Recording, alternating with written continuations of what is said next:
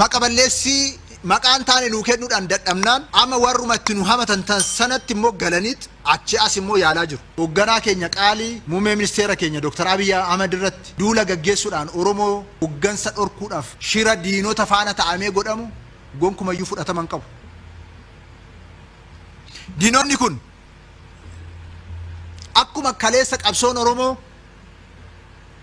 hooggansa isaarratti duulee qabsoosaa akka injifannoodhaa ala ta'u tarsiimoodhaa ala ta'u akka gochaa turan baaroo tumsaa nyaachuudhaan haayilee fidaa nyaachuudhaan qabsoon Oromoo akka foqoqu akkuma kanaan dura taasifame amma immoo hoogganaa keenya qaalii muummee ministeera keenya Dr. Abiy Ahmed irratti duula gaggeessuudhaan Oromoo hooggansa dhorkuudhaaf shira diinota faana ta'amee godhamu gonkumayyuu fudhataman qabu.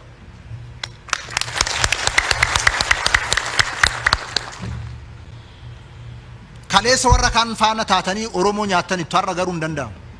Kaleessas diinonni keenya kan nu nyaatan namootuma keenya fayyadamaniiti. Har'as duula kan gaggeessan afaan godhanii kan fayyadaman Oromoodhuma keessaa warra ba'an qabataniiti. Seenaa kaleessarraa baranneerra sun lammata deebi'ee nutti dhufu. Hin eeyyamnus. Ergamni mootummaa naannoo Oromiyaa tokko sirna kana tiksuudha. Hiree argame kana tiksuudha. Aarsaa kamiyyuu kaffallee hiree argannee fi sirna arganne kana hin tiksina. Kana gochuudhaaf eeyyama eenyumarraayyuu hin barbaannu. Uummanni Oromoo kana gochuudhaaf gorsa eenyumaayyuu hin barbaadu.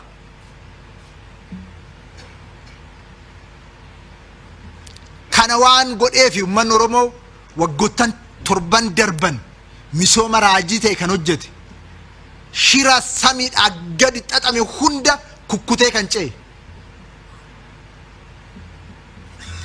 Kana waan godheef uummanni Oromoo seenaa hedduu kan inni jijjiireef.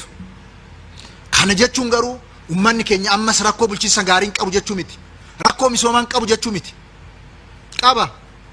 Isa hojiidhaan dafqaan karooraan halkaniif guyyaa tumsuudhaan hiikne. Karaansaa karaa hojiiti. Isa kanaaf tarsiimoo sirrii qabnaa, karoora sirrii qabnaa, halkanii guyyaa hojjechuu nu gaafata. Harka wal qabachuu nu gaafata. Yeroo nu gaafata.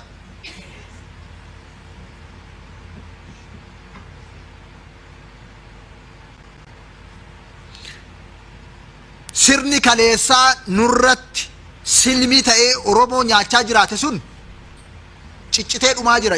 Ciccitee garuu hin dhumne. Ciccitee dhumuutu irra jiraata. Tokko ciccitee walitti deebi'aa jira. Ciccitee iddoo isaa ga'uu qaba sirritti. Sirni nu ijaarra jennee kallattii kaawwanneetti galle kun immoo karaa qabachuu qaba. Haga gandaatti mootummaa jenne kana diriirsinee lafa qabsiisuun nurra jiraata.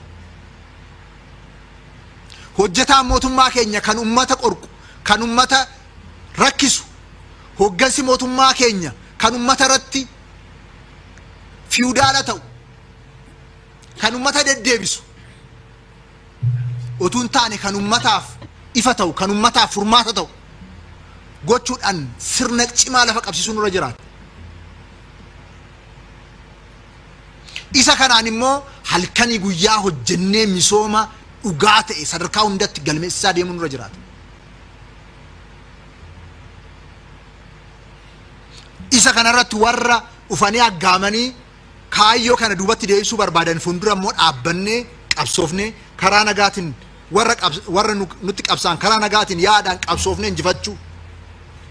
Warra karaa nagaan filannee humnaan deeman immoo olaantummaa seeraa mirkaneessuun cimsee kan itti fufnu ta'a jechuudha.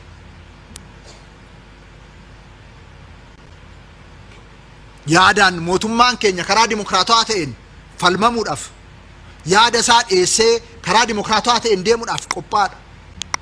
Yaada gahaa qabna. Hooggansi keenya hooggansa halkanii guyyaa yaada buqqisiisu, tarsiimoo bocu, Hooggansa akkasii qabna. Rakkoo yaadaan qabna. Hamiidhaan garuu sirna kana diiguun hin danda'amu. Jijjiiramni bara dhufe waggaa 6 dura, waggaa 7 dura hamiidhaan sirna kanaaf uummata Oromoo addaan baasuudhaaf hojjetamaa ture. Amma warra itti nu hamataa turanitti miti dhaqanii kan galan. Jarri kun maal jechaa tura waggaa 5 dura, waggaa 6 dura. Sirni kun sirna akkamiiti nuun jechaa turan. Ammoo dhaqanii eessatti galan. Isaantu waan jedhe irraanfate moo nuti waan isaan jedhan yaadachuu dadhabe. Moo akka gowwaatti ofii gowwaa ta'anii akka gowwaatti nu ilaalan. Gowwaan tokko tokko waanuma ofii iyyee deebisee dhaggeeffateet isuma dhugaa godhachuu barbaada. Dhugaan garuu ummata gidduu jira. Dhugaan kan Rabbiiti, dhugaan kan ummataati. Namni sana dhoksuu danda'u hin jiru. Mootummaan keenya, mootummaan jijjiiramaa isin qabsoodhaan ijaartan aarsaadhaan, eenyummaa isaa hojiidhaan, qabatamaadhaan diinota ummata keenyaa fuundura, diinota sabaaf sablammoota ummatoota Itoophiyaa hunda fuundura gulantaadhaan dhaabbateet kan agarsiise. Hamiidhaanii miti.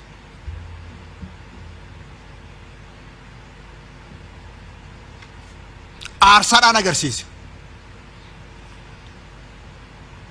Hojii misoomatiin agarsiise. Sirnichi sirna ummataa ta'uusaa hojii qabatamaadhaan agarsiise.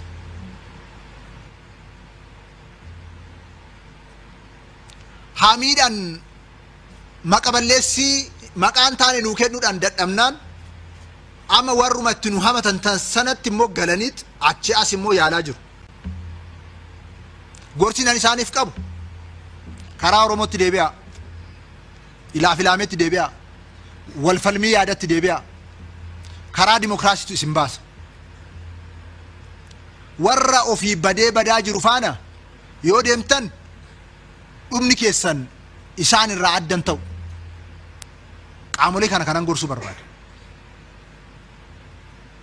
Mootummaan keenya, paartiin keenya imaanaa ummanni isaa itti kenne immoo xiiqii fi kaka'umsa olaanaadhaan naamusa cimaadhaan raawwachiisaa fi karaa qabsiisaa akka deemu kabajamaa miseensa caffee kanaaf kaasuun barbaada.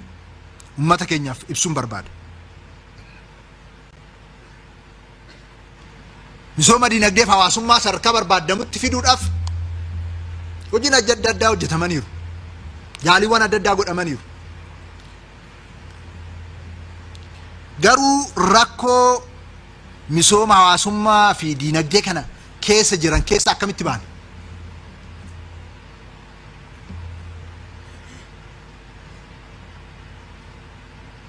Ummanni keenya, naannoon keenya qabeenya guddaa qaba, dhugaadha.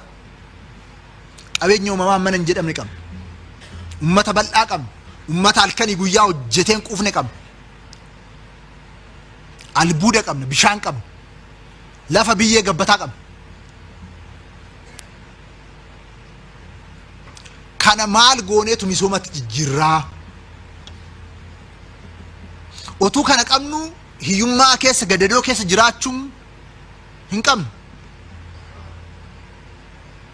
Qabeenya kana hundarra teenyee hiyyummaa keessa gadadoo keessa jiraachuun salphina.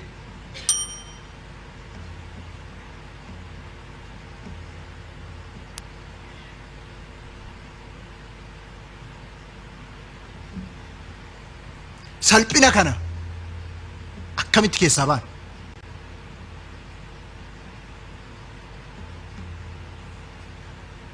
Mootummaan waggoottan darban imaammatoota tarsiimolee sirna darbeerraa dhufan sirreessee karaa faayidaa uummata keenyaa mirkaneessuun bocee hojiitti hiikaa jira. Tarsiimolee kun bu'aa akka fidan, jijjiirama fiduu akka danda'an, misooma mirkaneessuu akka danda'an qabatamaatti argamaa jira.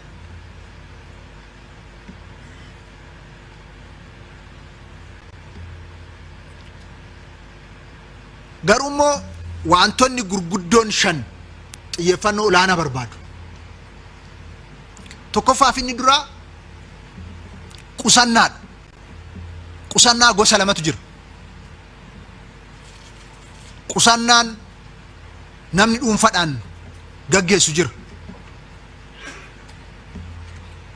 Lammaffaan qusannaan mootummaan karaa galii funaanuutiin gaggeessu jira.